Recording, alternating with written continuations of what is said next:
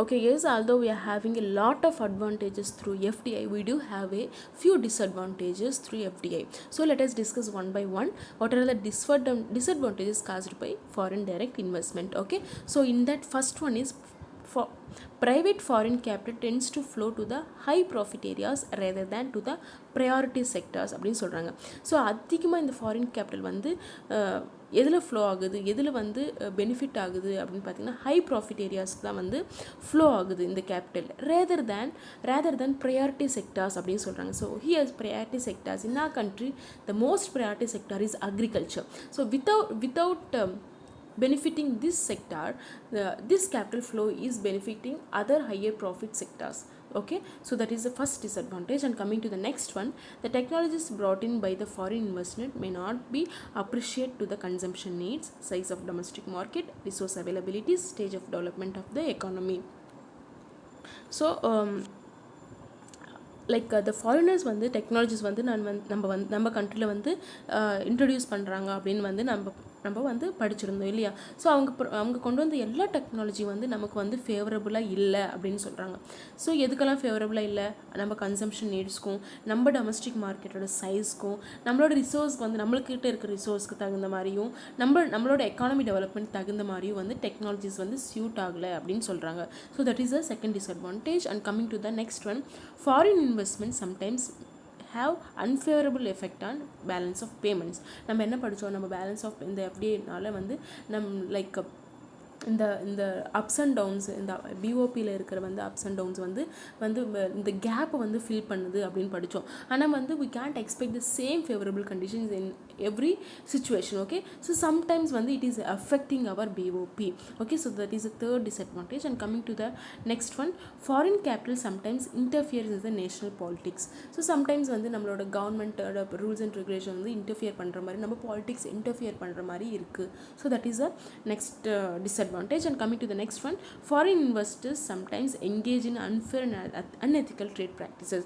Okay, sometimes they may cheat our country, they may cheat and they may practice like they may play unfair. Okay, so that is the disadvantage. And coming to the next one, foreign investment in some cases leads to the destruction or weakening of small and medium enterprises. So வந்து like புதுசாக வந்து foreigners வந்து industry start பண்ணுறதுனால sometimes வந்து என்ன ஆகுது அப்படின்னு பார்த்தீங்கன்னா நம்ம small and medium industries, medium business persons வந்து ரொம்பவே எஃபெக்ட் ஆகுறாங்க அப்படின்னு சொல்கிறாங்க. So that is a disadvantage. And coming to the next one, sometimes foreign investment can result in the dangerous situation of minimising or eliminating competition and creation of monopolies or oligopolistic structures அப்படின்னு சொல்கிறாங்க.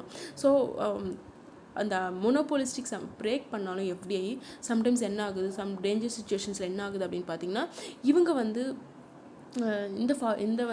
இந்த investments like இந்த இன்வெஸ்ட்மெண்ட்னால, இந்த இண்டஸ்ட்ரீஸ்னால they will start ruling our market. Like they will start selling their only product, they will start making their product as only product that is available in the market, which leads to the creation of monopolies and oligopolies. Okay, so that is one of the dangerous situations that is caused by the FDI. And coming to the next one, often there are several costs associated with the encouraging foreign investment.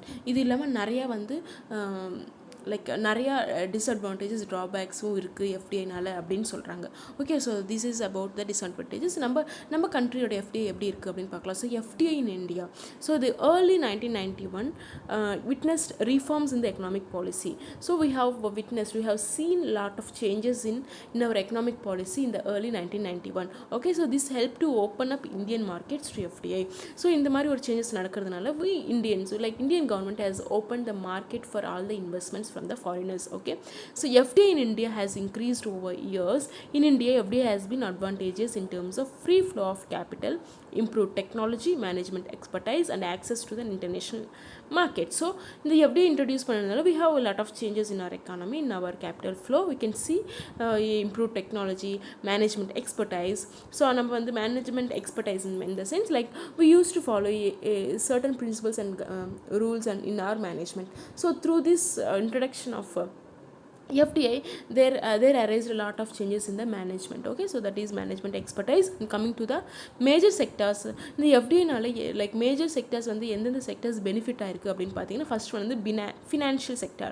So banking, both banking and non-banking, and second one is insurance, so telecommunication, hospitality and tourism, so pharmaceuticals and software and information technology. So these are the few sectors that is benefited through FDI. Okay, and coming to the FDI, எந்தெந்த செக்டர்ஸ்க்கெல்லாம் இந்த FDI வந்து allow பண்ணல அப்படின்னு பார்த்தீங்கன்னா, arms and ammunition, atomic energy, railways, and then coal and ignite and mining of iron, manganese and chrome, gypsum, sulfur, gold and diamond, copper, etc. So இந்த செக்டர்ஸ்க்கு எதுக்குமே வந்து FDI வந்து அலோவ் இல்லை, especially in our country India. Okay, so FDI inflow in India has increase from $19.7 million in 1990-91 to like 5,535 millions in 2004 to 2005. You can see the improvement and the development of